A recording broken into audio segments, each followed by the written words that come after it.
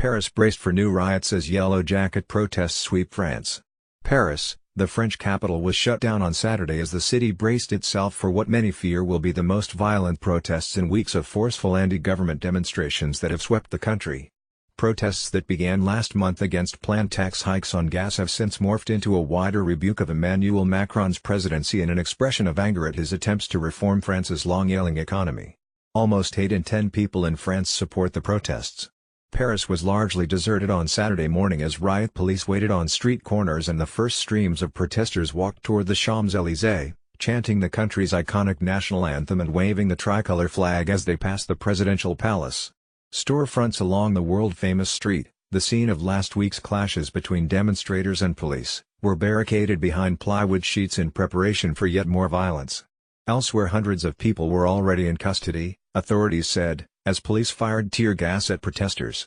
Officials said they planned to deploy 8,000 police across the capital Saturday, as the Interior Minister Christophe Castaner warned ultra-violent people would try to descend into Paris's boulevards. According to the information we have, some radicalized and rebellious people will try to get mobilized tomorrow, Castaner told a press conference Friday. Paris's glittering museums and galleries, including the Louvre and the Eiffel Tower, said they would not open their doors to the usual troop of holiday season tourists. Soccer matches have also been called off across the country. As Parisians prepared for what looked to be another weekend of destruction, the vast majority who spoke to NBC News on Friday said they supported the grievances of the so-called Yellow Jackets. While many said they were perturbed by the protests' escalating violence, they also said they share the demonstrators' frustrations. Namely, the high cost of living in France and Macron's appetite for reform. "There is great anger in France at the moment," said André Rubino, a retired baker whose old boulangerie stands in the shadow of the Eiffel Tower.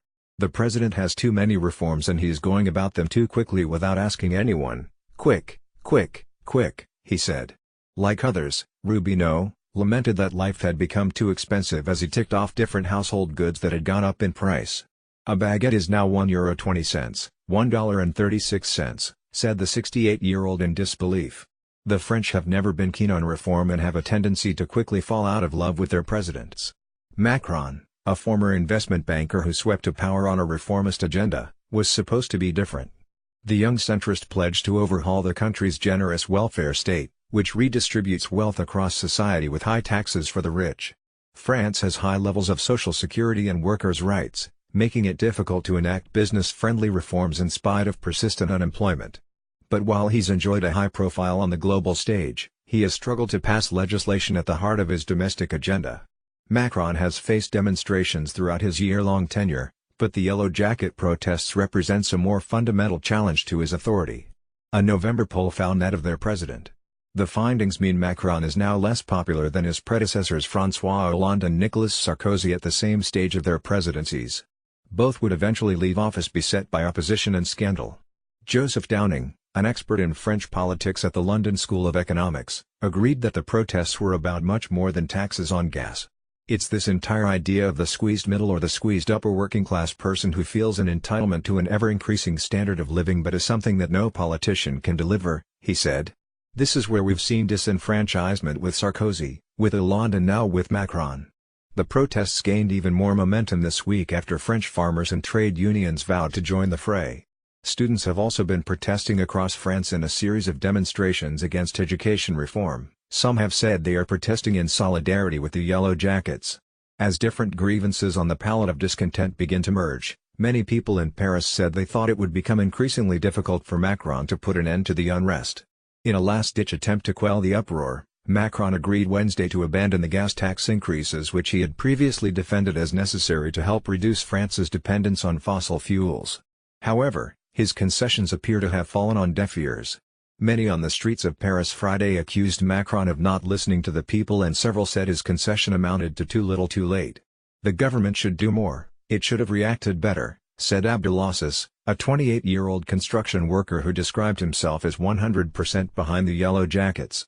The self-organized approach of the protest, which sprung up from the depths of social media, is also a relatively new phenomenon in France where people have historically relied on the powerful unions to organize discontent. Several people who spoke to NBC News said the strength of the Yellow Jackets lies in the fact that the protest isn't specifically linked to any political party or union and has therefore united swathes of the population. The politicians are afraid because they don't know how to stop it, said Julian Gillow, a 23-year-old property student. It's not one organization, it's the people.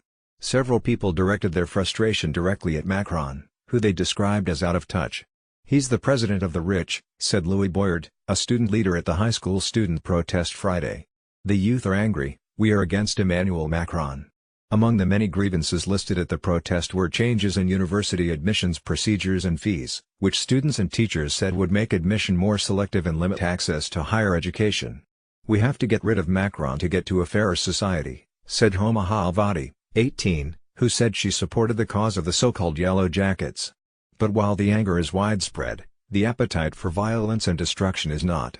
Vandalizing the Arc de Triomphe is unacceptable, said Lee Chauvet, a high school graduate who was chatting with a friend outside the Pantheon, a mausoleum to the distinguished citizens of the Republic, on Friday.